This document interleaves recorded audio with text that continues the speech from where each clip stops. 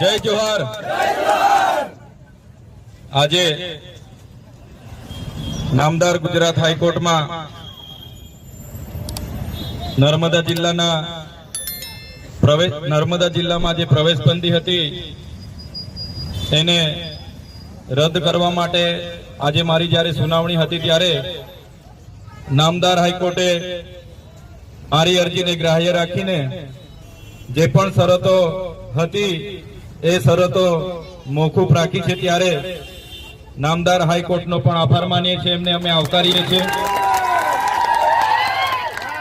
સાથે સાથે આજે જ્યારે અહીં આવવા માટે જે પ્રવેશની મંજૂરી મળી છે ત્યારે અહીં મારા વિધાનસભા મત વિસ્તારના તમામ જનતા વચ્ચે આજે જ્યારે મને આવવાનો મોકો મળ્યો છે ત્યારે મારી વિધાનસભાના તમામ